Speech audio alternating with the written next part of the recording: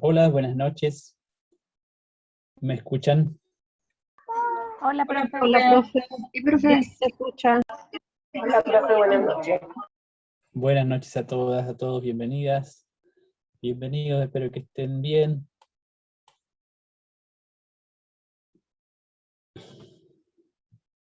Bueno, vamos a dar inicio a nuestra sesión más retrasada hoy por el plazo para la entrega de la primera evaluación. ¿Cómo están? ¿Cómo les fue con la evaluación? Cuéntenme.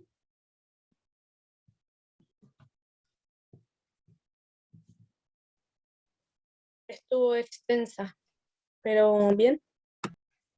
Ah, le pareció extensa, pero todo bien entonces. Sí, es que en realidad casi toda la información se obtenía de la misma prueba, entonces más que nada era extensa. Ya. Claro, en ese sentido era, era un instrumento, digamos, formativo que sirviera como para el aprendizaje al mismo tiempo, ¿no? A mí me gustó harto, profe. Aprendí bastante con la prueba, así que a pesar de que ella sea extensa, la encontré bastante completa. Ujú. Bueno, me alegro que en ese sentido le haya servido. Efectivamente se trataba de eso, de algunos reactivos, podríamos decir, que son los ítems, que sirven para generar algún proceso. En este caso había algunas consultas bibliográficas y por supuesto búsqueda de antecedentes en Internet, pero fundamentalmente elaborar ese conocimiento y tratar de plasmarlo en alguna síntesis o en alguna respuesta específica que yo les pedía. Dice, por ejemplo, Andrea que le costó el tema de las plantas nativas, a Connie le pareció una buena prueba, a Carolina le faltó espacio en una pregunta, solo le alcanzó una fuente para agregar. Y Michelle también dice que le costó el tema de las plantas. Daniela confirma que aprendió harto haciendo la prueba. Me alegro que en ese sentido varios tengan esa experiencia positiva de haberse enfrentado a lo mejor a algunas cosas nuevas, a tratar de responder algunas preguntas que eran incógnitas al principio. Porque, bueno, de eso se trataba, el ejercicio. Espero yo que el desarrollo de la unidad de alguna manera como trasfondo haya servido justamente para enmarcar, para orientar las búsquedas que tuvieron que hacer. A Victoria dice que le gustó la parte de las plantas.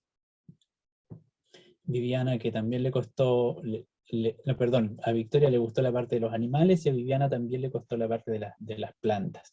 En particular, ¿qué fue lo que le costó de ese ítem acerca de las plantas?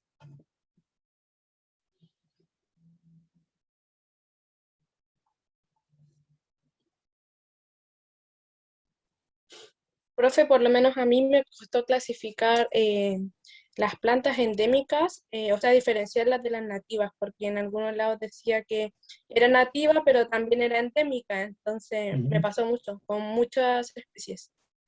Entiendo, sí.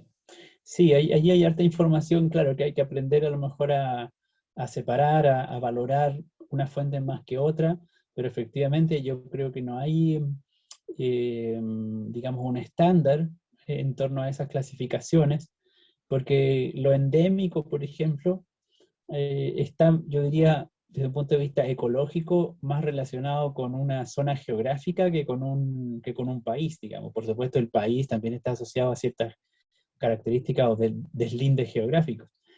Pero en términos ecológicos, las fronteras nacionales no son muy relevantes para la distribución de las especies. Entonces uno puede tener, por ejemplo, especies endémicas del cono sur de América, y entonces uno las va a encontrar como endémicas porque solo se dan aquí en Argentina y en Chile, en ciertas zonas geográficas de estos dos países.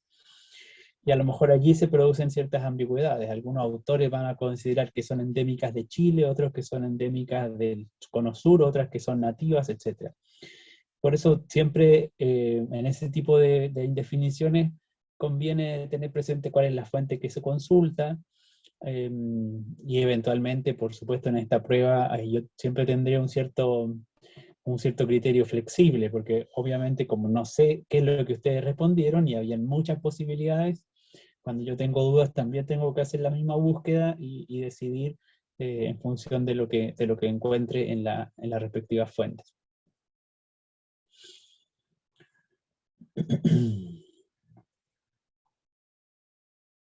Bueno, de todos modos espero que el tiempo les haya sido oportuno, es decir, que hayan tenido suficiente espacio para poder abordar el instrumento, y por eso también entonces pensé que era oportuno permitir esta primera parte de la clase más libre, porque eventualmente todavía no había algún ejercicio pendiente que podían completar.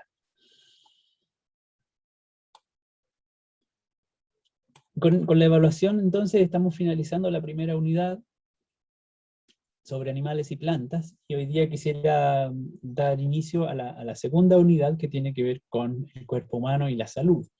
Pero antes de pasar a esa parte del curso, me gustaría preguntarles, o más bien pedirles que piensen, y a lo mejor alguien quiera compartir, en torno a algún aspecto central que quisieran rescatar, o que les parece que es fundamental tener presente en torno a esta unidad, en torno a la temática de animales y plantas. ¿Qué sería la idea o el concepto o la temática clave con la cual ustedes se quedan para llegado el momento de enseñarlo o de enseñarla, esta unidad en educación básica?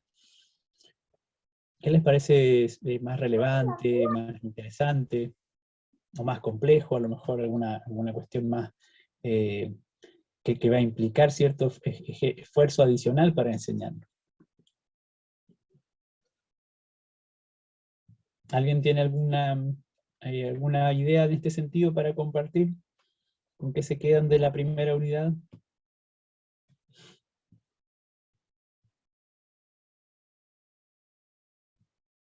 Profe, Sí, adelante. hola, buenas tardes. ¿Sabe?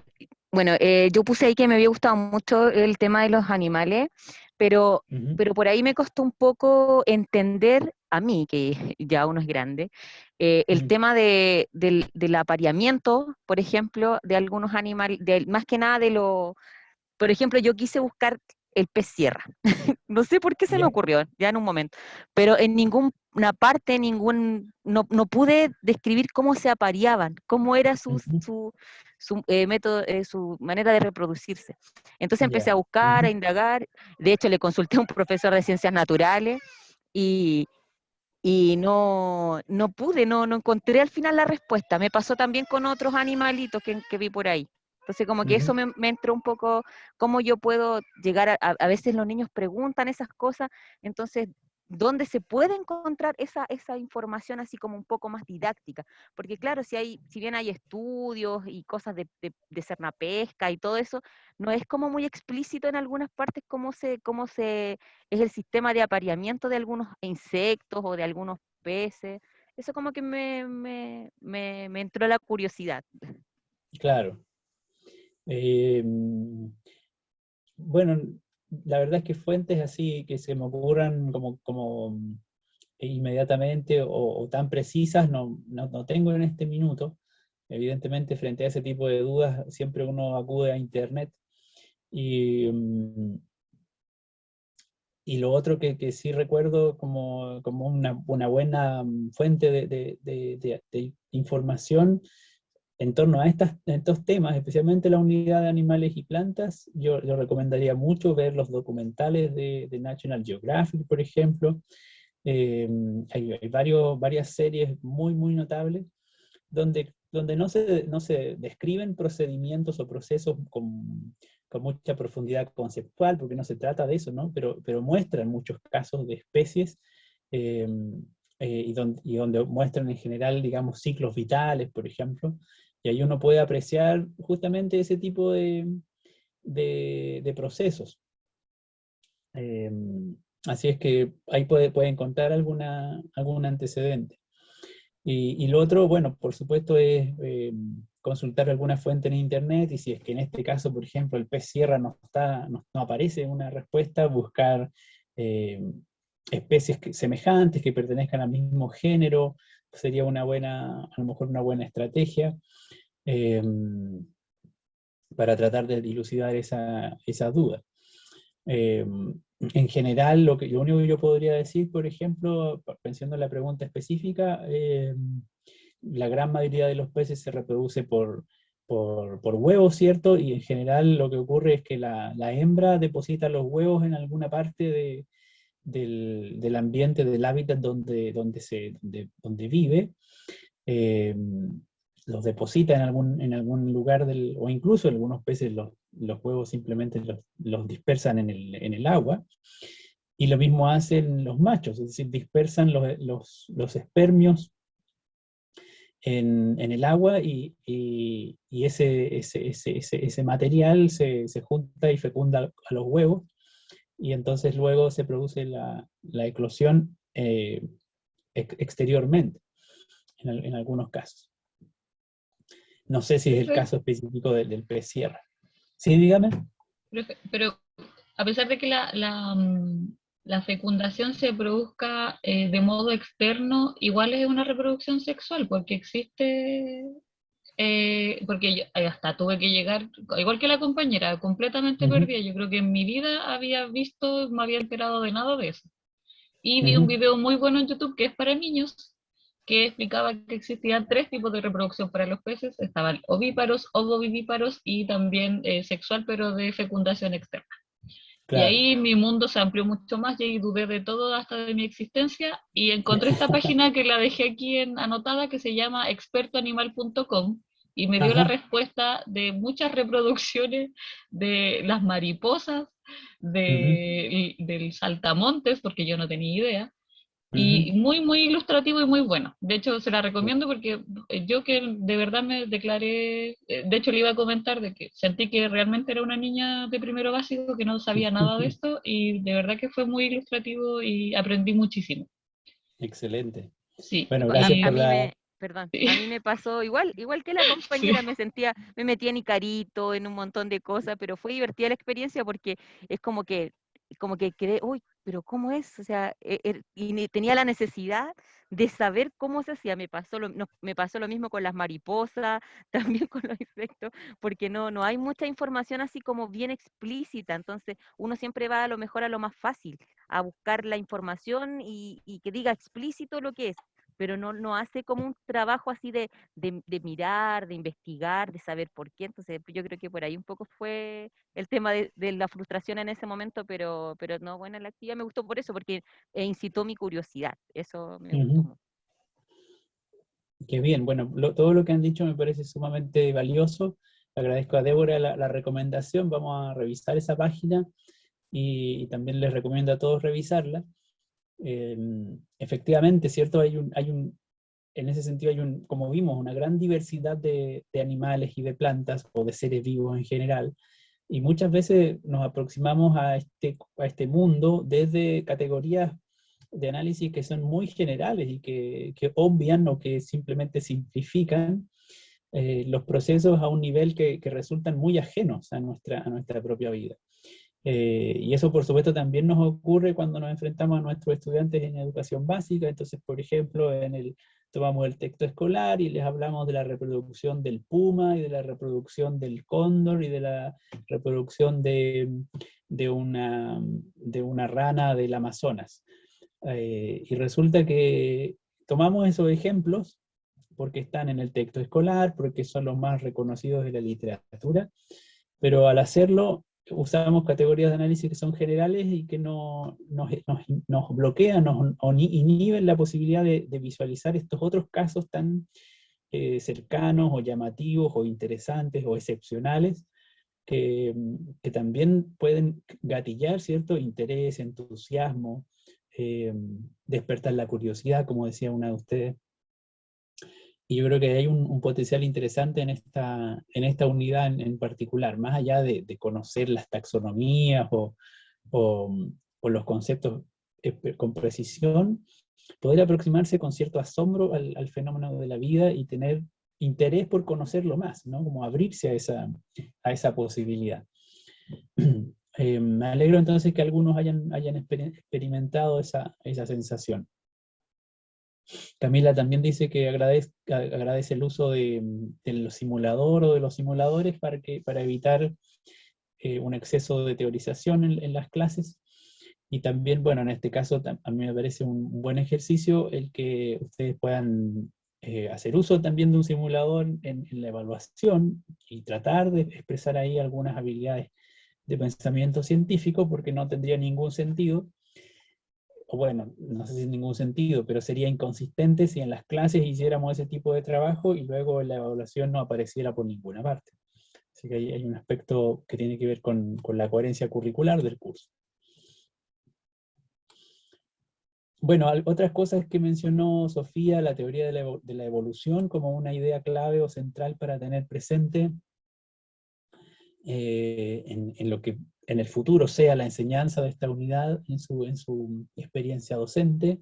Carolina se queda con la idea del ancestro común, una idea también, por supuesto, relacionada con la evolución, pero es una idea a lo mejor muy clever, muy lúcida, que proviene de Darwin, y que le da pie justamente a la teoría evolutiva.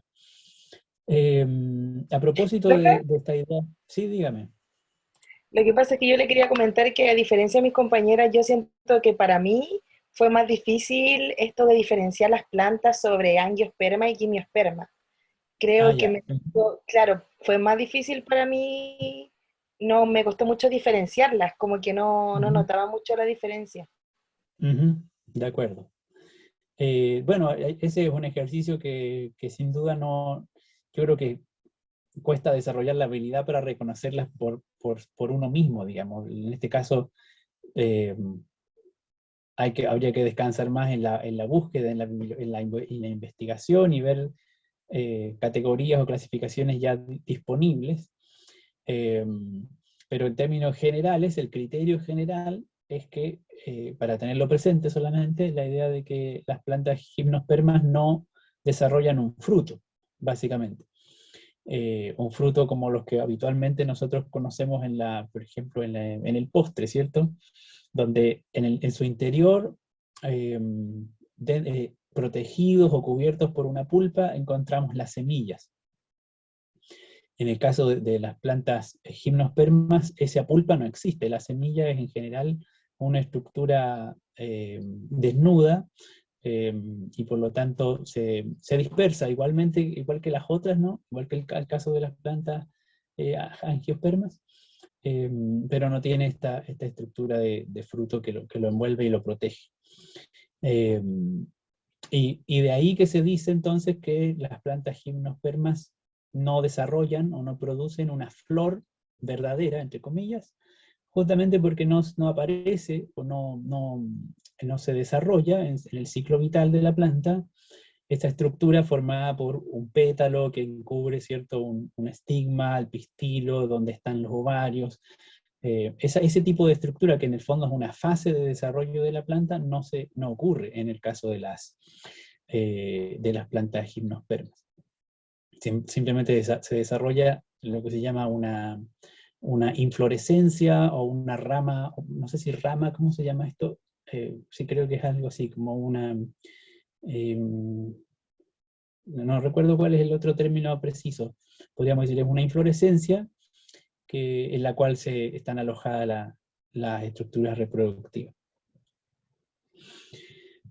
Pero, insisto, se trata de reconocer las especies y clasificarlas con la propia habilidad. Eso sin duda requiere un ojo más experto y hay que entrenarlo. En nuestro caso, yo lo que esperaba era por lo menos buscar los casos más representativos que pudieran distinguir o visualizar en las búsquedas bibliográficas o consultas que hicieron en Internet.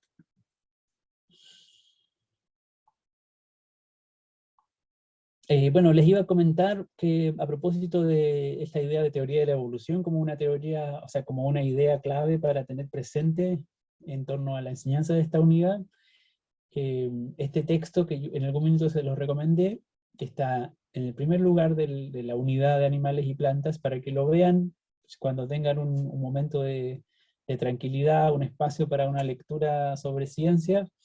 Este artículo es de fácil lectura y es muy informativo, y es interesante porque justamente pone muestra, digamos, cómo la evolución, o la teoría de la evolución, es una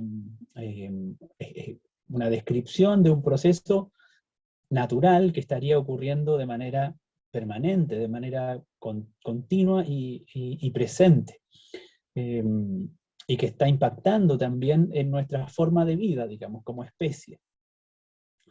En ese sentido nos ayuda a visualizar que la teoría de la evolución, o los mecanismos evolutivos, no son mecanismos del pasado, no son un proceso que haya ocurrido y que dejó de ocurrir, sino que es algo que está aconteciendo de manera permanente, de manera contemporánea, actual. Así que les recomiendo mucho esa lectura, especialmente quienes están interesadas o interesados en la idea de evolución como una noción clave asociada a la unidad de animales y plantas. ¿Alguien más tiene algún otro comentario? ¿Profe? Sí. Hola, ¿cómo está? No, yo Hola. quiero reafirmar un poco lo que dijo una compañera del tema del uso de los simuladores. Yo rescato mucho eso, en el sentido que yo no sabía que existían simuladores donde podíamos hacer experimentos, por ejemplo, y que eso lo podemos llevar a las salas.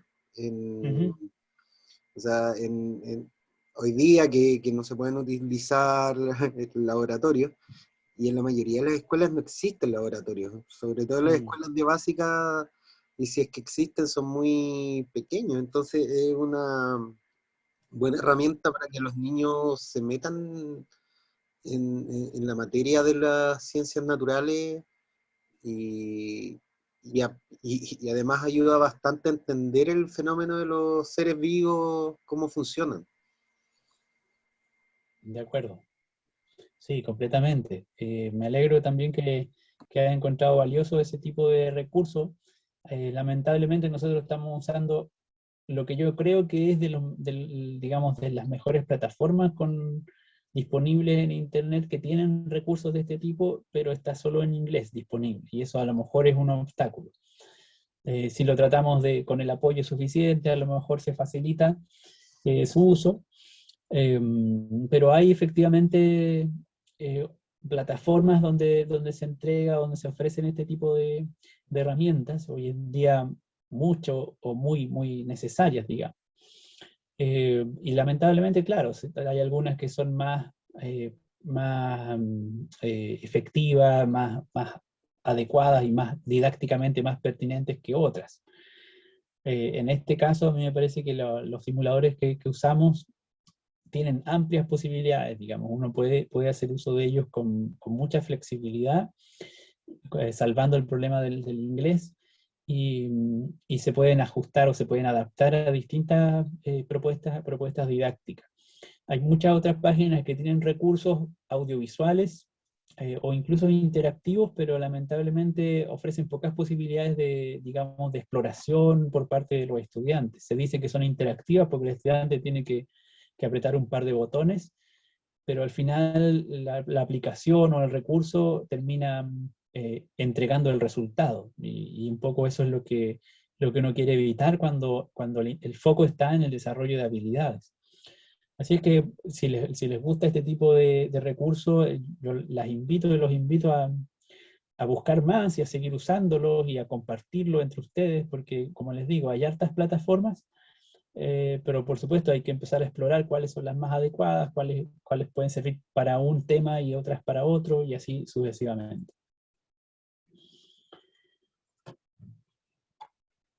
Bien, entonces con esto vamos a dar por cerrada la unidad hasta que yo les comente o les comparta los resultados de la evaluación. Ténganme paciencia por lo menos un par de semanas, no más de 2 semanas, espero entregarles ya los resultados.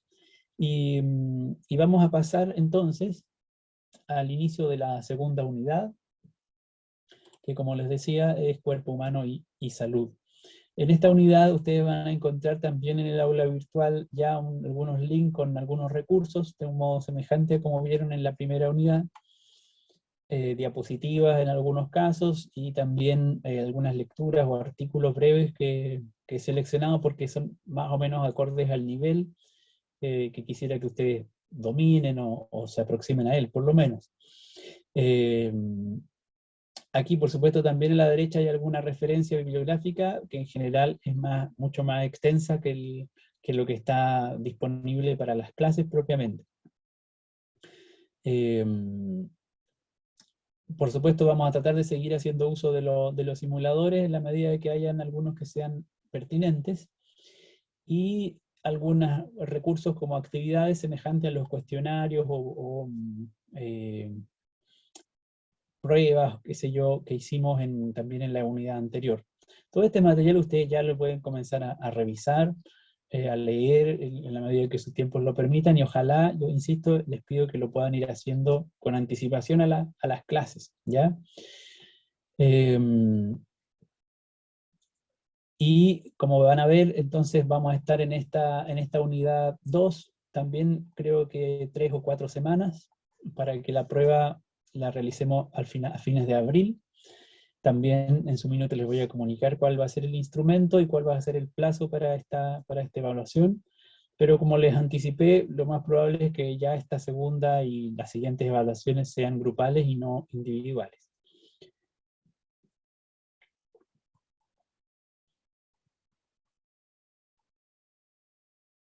Y bueno, a modo de inicio de la unidad, quiero proponerles que los minutos que nos quedan de esta sesión de Zoom, antes de que se interrumpa la conexión, partamos por una discusión grupal relativamente sencilla, en torno a una pregunta que yo creo puede ser pertinente para el momento que estamos viviendo y para nuestra unidad. La pregunta la vamos a poner en el foro, y entonces les voy a pedir que como grupo discutan algunos minutos en torno a la pregunta para que luego elaboren una respuesta y la coloquen en el foro, ¿ya? Y la pregunta es la siguiente. En el foro aparecen los temas, ¿cierto? Esta es ideas iniciales, y la pregunta es sobre confinamiento y sistemas del cuerpo humano. En estos días, a propósito de la situación de emergencia que vivimos a nivel país, se discute acerca de la necesidad o conveniencia de una franja horaria para que niños, niñas y adolescentes puedan salir durante algunas horas de la situación de confinamiento. ¿Han escuchado ese debate, esa discusión? Sí, profe. Sí, cierto, hasta el ministro de Educación habló de cambio de horario en las escuelas, algo bastante confuso.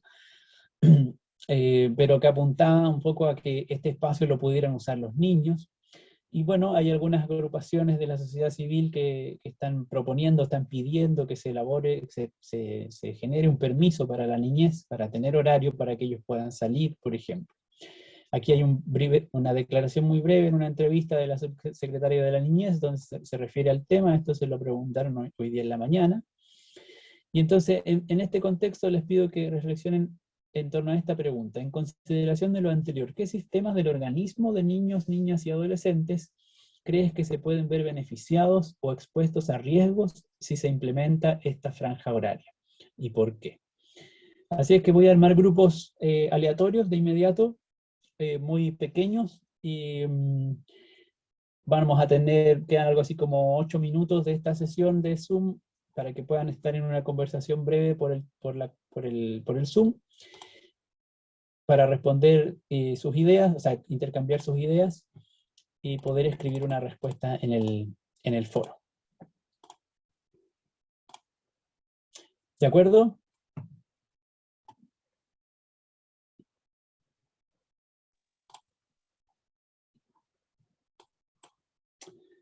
Si es que el video aparece con error, yo sugeriría copiar el enlace. Ah, no está el enlace. Voy a escribir el enlace de todos modos, Ramón, pero como le digo, el antecedente... No, profe, recargué la página y se cargó el video de nuevo. Actualicé la página. Ok, súper. Bueno, voy a abrir los grupos ahora. la sesión de Zoom va a durar hasta 7 minutos más. Cuando se corte ya no vamos a estar conectados, así es que espero que puedan intercambiar ideas. Después le dedican algunos minutos al foro para que redacten una respuesta, y nos vamos a volver a encontrar entonces 21:30, a las 21:40 se acaba el Zoom, 21:45 nos vamos a volver a encontrar en la conexión, en el mismo enlace, ¿ya?